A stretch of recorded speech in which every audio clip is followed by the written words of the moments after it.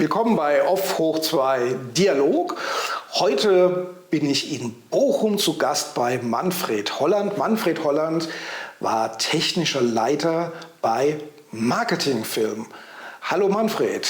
Hallo Joachim. Vielen Dank, dass du dir die Zeit genommen hast für das Interview. Gerne. Ich freue mich auch sehr, aus alten Zeiten berichten zu dürfen und vielleicht ist es für euch sehr interessant. Ich hoffe sehr. Ganz bestimmt.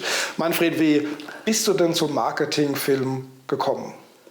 Ich habe eine Fotografenlehre begonnen und bin dann in ein Filmkopierwerk gegangen zur Ausbildung als Filmkopienfertiger. So nennt sich dieser Lehrberuf. Der beinhaltet die gesamte Bild- und Tontechnik und ebenso auch die Synchronisation.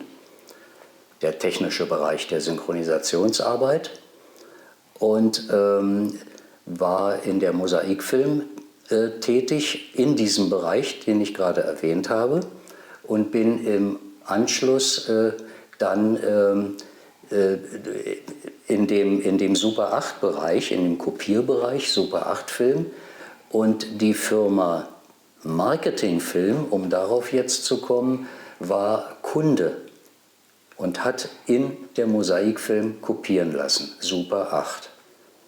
Großer Kunde.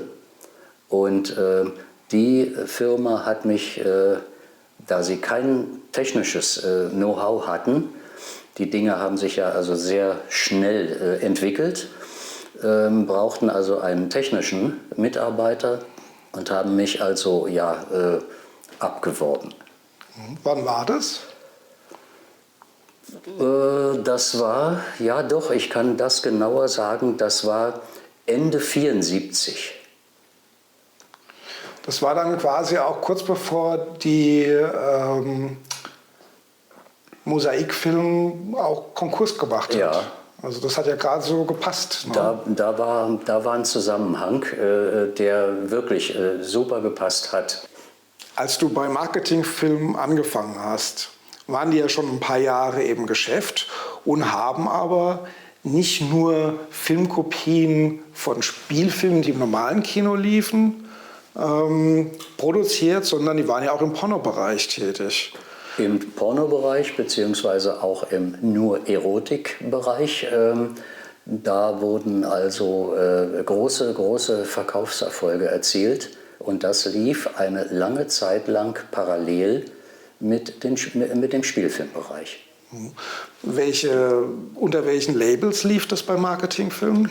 Unter beispielsweise Love Film, das war also in der Branche ein ganz großer Name, Paradiso und viele andere Produzenten und auch Vertriebe haben damit also ermöglicht, dann in den Spielfilmbereich in dem Spielfilmbereich Rechte zu erwerben. Also es war eigentlich die Geburt des Super 8 Erfolgs, muss man tatsächlich dem Erotik- und Pornobereich zustellen. Kannst du in etwa abschätzen, wie viel Prozent Porno und wie viel Prozent, oder sagen wir Erotik, wie viel Prozent Erotik und wie viel Prozent konventioneller Spielfilm beim Marketing quasi produziert wurden parallel? Also waren das so 50-50 oder war ein Bereich dann doch stärker ausgeprägt? Der Pornobereich war rein von der Menge, waren circa, würde ich schätzen, 2/3 in den Anfängen. 2/3 und 1/3 im Spielfilmbereich. Und das hat sich geändert, genau in der Weise, dass es dann 2/3 Spielfilmbereich war und nur noch 1/3 Pornobereich, bis das dann ganz eingeschlafen war bei uns. Wie hast du denn die Marketingfilm vorgefunden oder was war so dein erster Eindruck, als du dann angefangen hast, da zu arbeiten? Der Eindruck war eigentlich ein reiner Bürobetrieb für mich aus technischer Sicht und das musste ich ja dann nun etwas ändern, dass ich in die Lage versetzt wurde, dann wirklich die Überprüfungen der Filmkopien vorzunehmen, bevor es dann in die Massenproduktion ging. Also Überprüfung war dann eine Aufgabe. Was waren jetzt genau? Also kann man das noch spezifizieren, was genau deine Aufgaben da waren auf der technischen Ebene? Jeden möglichen Fehler zu vermeiden, damit also die Super 8-Qualität dann wirklich so geworden ist, wie sie denn war. Das heißt, jedes Schrämmchen, jedes schwarze Fleckchen wurde von mir damals noch in meterlangen Telexen an exakt diesen Stellen angegeben, die eben zu eliminieren waren.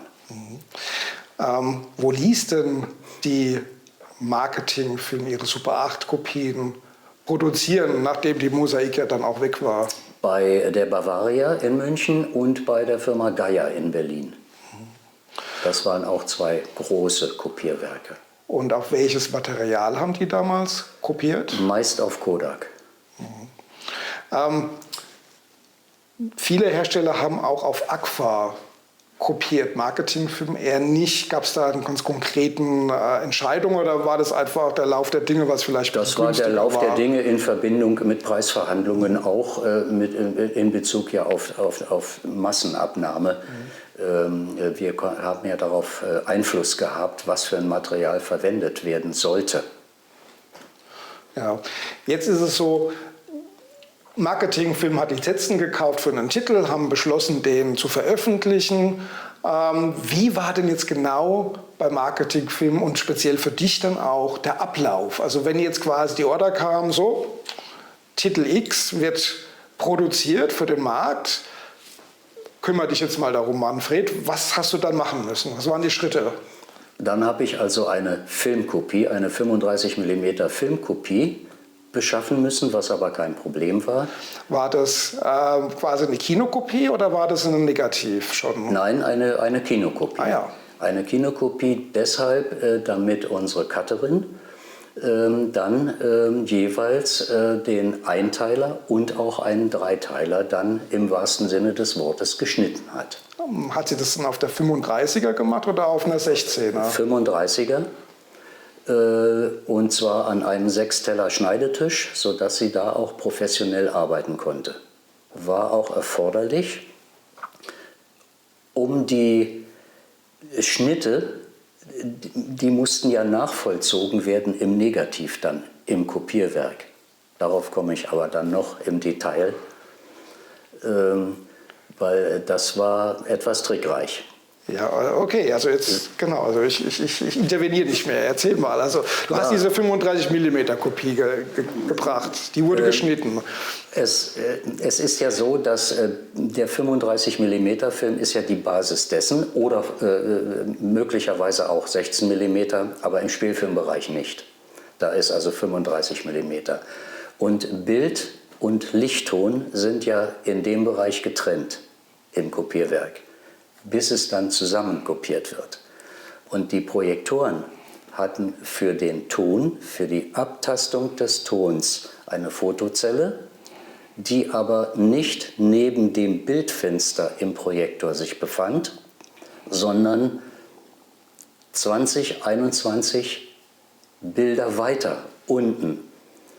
Und das war dann schon mal ein Problem, wenn im Kopierwerk diese Arbeitskopie, die 35 mm, die es zu kürzen galt, für den Einteiler und den Dreiteiler, wenn da schon ein Problem vorlag, ist ja schon eine gewisse Asynchronität da, wenn man sich da also beim Kopierprozess vertan hat, aus welchen Gründen auch immer.